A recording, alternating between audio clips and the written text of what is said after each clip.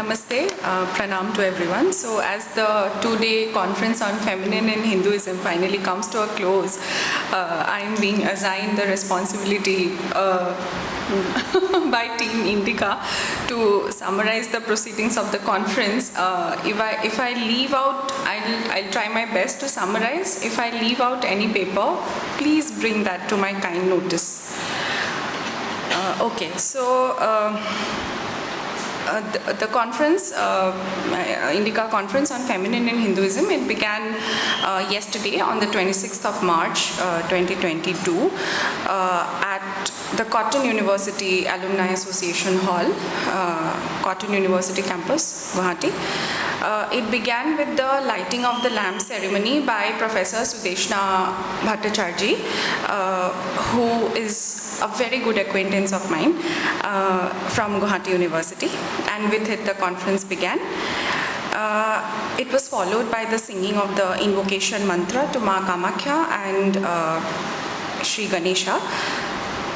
Then it was followed by Professor Nagaraj Paturi's welcome address, where he took up a very pertinent and significant subject, both from the political and ideological points of view in the Hindu dharmic framework of thought. Most importantly, he talked about the importance of the Most importantly, he talked about the importance of the preservation of Vedic culture, which is one of the goals of Indic Academy, Indica. He also drew our attention to why, as dharmic scholars, we must be aware, we must think before using the word tribal in our academic writings and academic papers. He drew our attention to the importance of sustaining the dharmic framework of preservation of Bharatiya culture and Sabhyata, the importance of raising ourselves as scholar entrepreneurs, as cultural entrepreneurs, which is our Swadharma. He also spoke about how women's studies departments in universities and the idea of feminism, which has been borrowed from the West, that has produced deracinated selves in our country, and we need to develop our own intellectual discourse that can counter the Western model of feminism. Then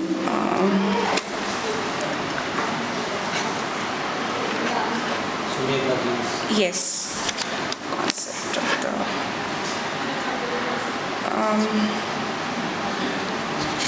concept of the conference. Yes. Sumedha Verma Oja, after Nagaraj Paturi's welcome address, Sumedha Verma Oja gave an overview of the overall concept of the conference, where she critically analyzed feminism as imported from the West. She also explained the concept behind what went into the STRF scholarships, the short-term research fellowships. Papers were also, all the papers that were a part of the STRF were presented. She gave us a broad and wider history of feminism that emerged in the West in three different waves: liberal feminism, socialist feminism, and radical feminism, and how in different stages it became, or it continued to become, more and more radical. Firstly, it was about giving women's rights, the right to vote and all of that. But then it gradually became more and more critical of the institutions of family and marriage, and that's when the problems began to start. And she had dwelt upon, Sumedha Verma Oja, she dwelt upon these aspects in her concept of the conference. She also spoke about the aim of the conference, that was to reset the terms of Western academic engagement with Hindu terms and terminologies rooted in Sanatan dharmic traditions.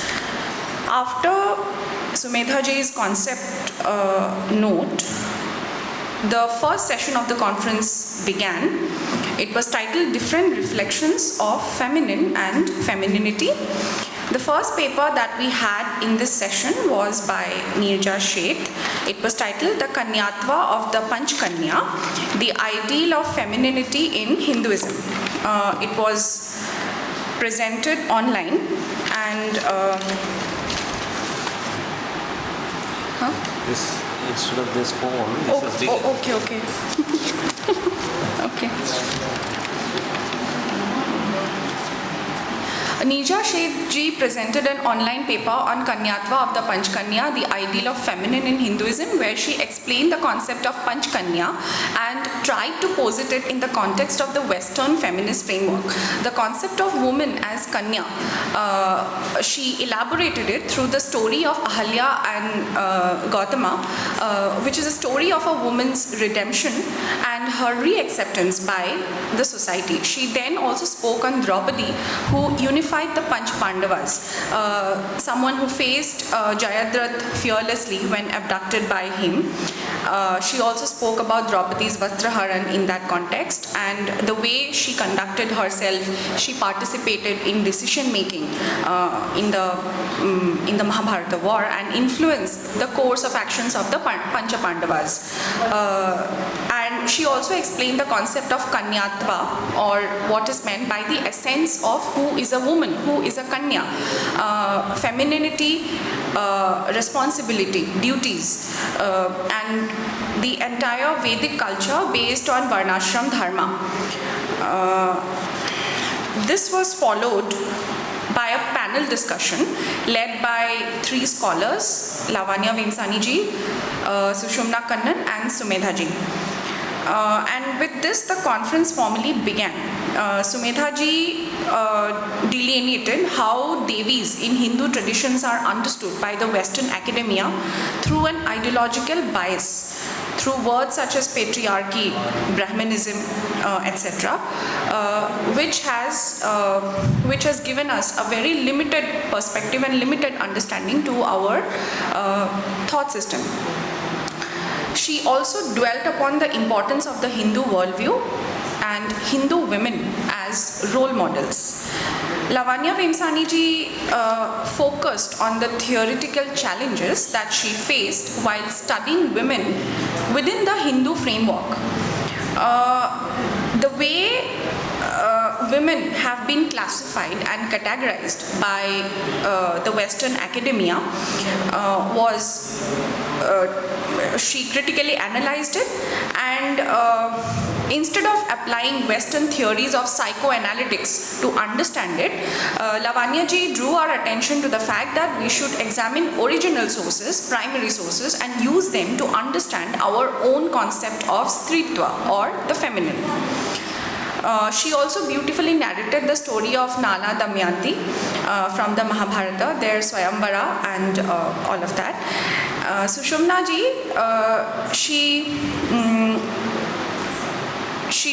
she explained the concept of moksha in Indian tradition with reference to Varnashram Dharma, and how Western research methodology has been insufficient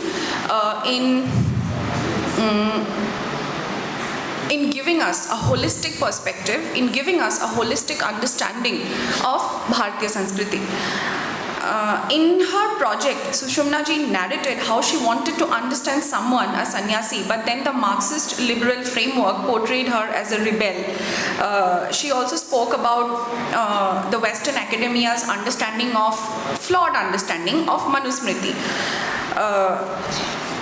This session was then followed by the keynote address, an online keynote address by Srimati Smriti Irani ji, Honorable Minister for Women and Child Development, and she spoke about how feminism is an idea to destroy humanism, and it is an idea to split the male and the female, and therefore the Western understanding of feminism has therefore been limited in thought. The importance, we need to discover and rediscover elements of our own civilization, and this is what she spoke about. She also spoke about the need to produce empirical evidence of our own to juxtapose it with the West and prove that a certain way of life, a certain belief system existed prior to the development of ideas like feminism in the West, and not just restrict ourselves to rhetoric. After Smriti Irani's keynote address online, it was followed by session 1, the first session titled Different Reflections of Feminine and Femininity Continues. The first paper was presented by Dr. Arya Ashutosh Joshi online. It was titled Feminism of the Earth and the River in Hindu Traditions and Customs, with special reference to the concept of fertility of the earth and the rivers. So she talked about various related festivals and vratas such as the Mahalakshmi Vrata, Gauri Puja, even Ambubachi at Kamakhya in different parts of India, which is related to the worship of the fertility of the earth, and which again reinforces the Hindu belief in menstruation and the menstrual cycle as pure and auspicious. Nagaraj Paturiji gave a comment on that, and it was very striking because to use the words auspicious and inauspicious doesn't do justice to our cause. Shocha and ashocha is something that we need to look upon. We need to bring these terms to explain our concepts. This was followed by the second paper was by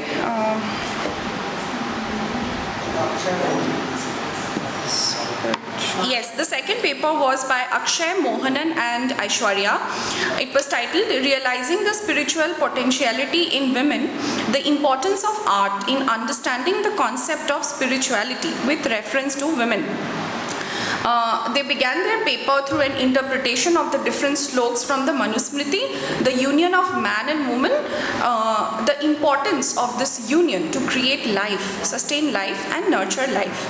They further beautifully elaborated on the concept of motherhood, of giving equal importance to both men and women, and the concept of Ardhanarishwara, of course, which has been a focal point of this conference, and how this entire concept of Ardhanarishwara is all about unity in the Sanatan Hindu framework. The third paper of this session was by Shefali Vaidya. It was titled Stri Janma Manhuni Na Vahe Udasa, where she focused on the different shades of feminism in the poetry of a Maharashtrian poet Saint Janamai, and she gave examples from Indian literature, which is abounding examples of women who are not portrayed as victims, unlike the Western notion of feminism.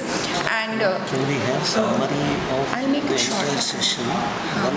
Just give your impressions. Just impression of the whole session. you said summary. I know, but given the situation, No, my advice is just mention all the names Okay. in a sequence, and then give the summary together for all of them. Okay, so what should I do? Like, No, just mention the names in the whole session, all the names. Please don't miss any name. Okay. But then give the summary of the session itself in brief, whatever that is being done. Okay. Your impression, just impression. just give your impressions, Ankita. You were listening. Okay. Just give your impressions. Okay, so we are all running out of time. Send it to us later also.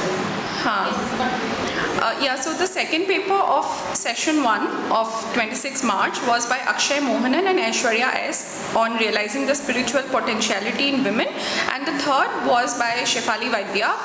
She sent a recording since she could not come. It was titled Stri Janma Manhuni Na Vahe Udasa. So this session focused on different constructs of feminine and femininity, Stritwa, through various examples from our Shastras and Puranas and specifically focusing on the Bhakti Parampara, on the Bhakti tradition. Then the third session on folk traditions, we had one paper by Hitangi Brahmbhat, the visual representation of Radha in the Gita Govinda paintings from Gujarat, where she examined the character of Radha as a profound, passionate woman who gives expression to the emotions of Krishna. And this is reflected and complemented by Krishna himself. Then post-lunch, we had another session so on folk traditions. There were 3 papers in this session.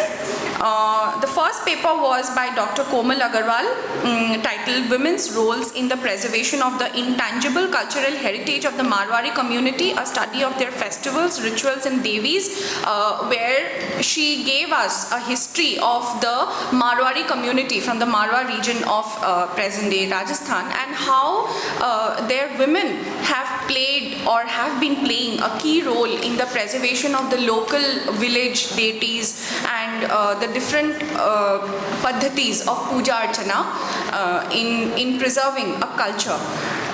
The second paper of this session was by Prasant Bhanudevan. It was titled Bhakti Cult of Bhadrakali, a Historical Perspective. And the third paper was by Shri Prabhav Paturi, titled Examining the All-Encompassing Nature of the Feminine Under the Hindu Pantheon, a Scriptural and a Folkloral View, where in both these papers, again, the concept of femininity, feminine, and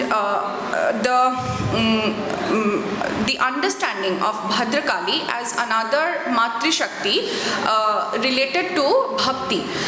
So this was aptly brought out in Prasanji's paper. Then the last session of 26 March was the session on the STRF, the STRF paper presentations.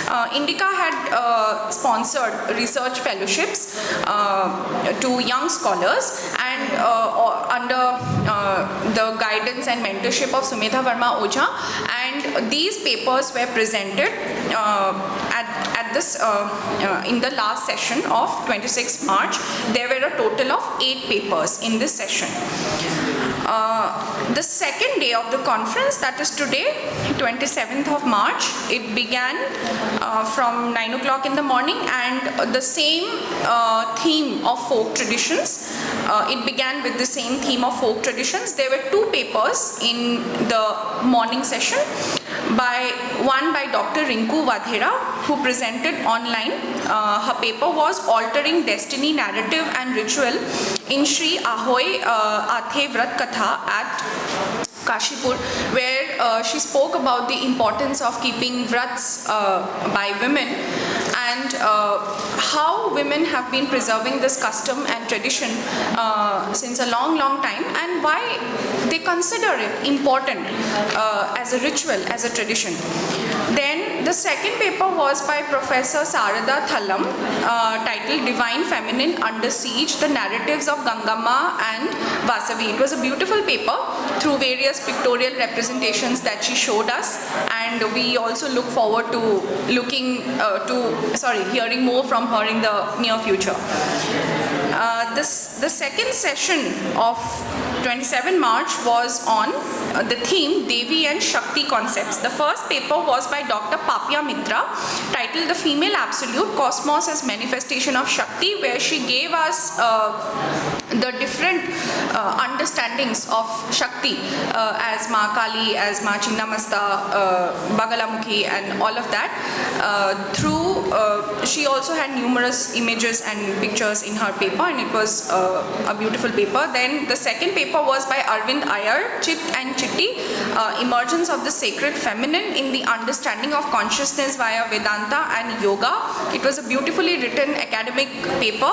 Shanmugam S., the third paper, Gender Equality in Hinduism Literature. He presented the paper online, and the last paper of this session was by Dr. T. Ganeshan, titled Shakti and Shiva, the two-in-one of Shaivism, where he again explored the union between Shiva and Shakti and how they are one and the same. Okay, and then the session 5 on the theme Devi and Shakti concepts continue. So it was a continuation of the same theme. The first paper was by Srimati Meena Sundaram, Devaki the Unique Mother. It was a beautiful paper. We all heard it. Many people also got emotional after hearing that paper. It was a very nice paper. The second paper was by Abhishek Kumar Panda. Varna symbolizes the 4 forms of the Shakti. The third paper was by Srimati Janani Ananthanarayanan. Janani Jagatkarini Paripurani. It was very new to me. That was a wonderful paper. Then the other paper was by Dr. Pavan Kumar, The Hermeneutics of Misrepresentation of the Divine Feminine, Creating an Eastern Psycho-Philosophical Counter-Current to the Western Interpretation of Shakta in Kundalini Yoga. And the last paper was by Deepa Kiranji on Chinnamasta Devi, Agency and the Hindu Goddess. So in all these papers, the different understandings and narrations of Devi and Shakti were explored, and how they are important in our overall dharmic framework and our traditions. After lunch, the post-lunch session began with the paper on Hindu feminine role models, women saints of India and their impact on society by Sheetal Ravi. This was quite similar to the paper that Shefali Vaidya had presented yesterday.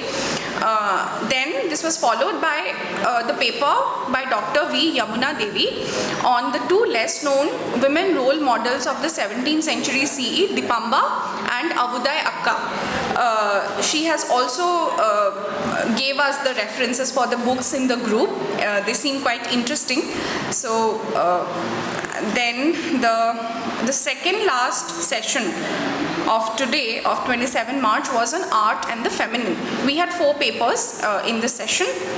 The first was by Dr. Siri Rama, From Lasya to Kalika Tandava, a study of accommodation and conflict in the feminine aspect of dance in Hindu art, thought and literature. She also had who performed the dance, who showed us the dance performance. It was a beautiful paper, and we also look forward to seeing it again performing. Then the second paper was by Miss Lakshmi Subramaniam, Parallels between female menstrual practices in relation to contemporary classical dance practices, yoga and sculpture. The third paper was by Dr. Janardhan Ghosh, Spiritual Realization through the Performance of the Feminine, Sri Ramakrishna Raganuga's Bhakti Sadhana as a case study. And the last paper was by Dr. Vinay Kumar on feminine beauty and social life as reflected in early Buddhist sculptural art of Central India. We also had a session after lunch where there was a beautiful video on Ardhanarishwaram by Dr. M. Venkateshwara Rao, and while I was sitting and watching the video, it gave me, I again went into a different state of mind, and how dance can act as a medium to take us to a completely different plane of existence. Yes, just like we were talking about motherhood and pregnancy, so it can also lead us to another form of vairagya, sattvikta, if we call it, because dance can act as that medium. That video gave me the feeling. It was a beautiful video, thanks to Nagraj ji.